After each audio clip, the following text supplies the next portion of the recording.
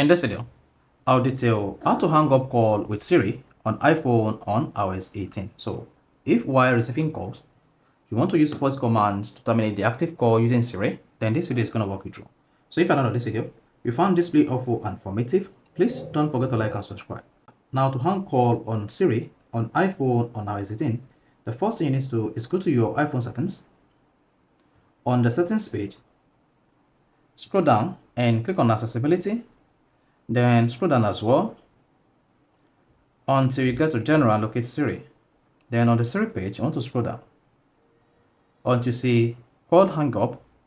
Then make sure call hang up is enabled. Then whenever you have an active call, you just need to say, "Hey Siri, pick up the call." You can see I now have an active call.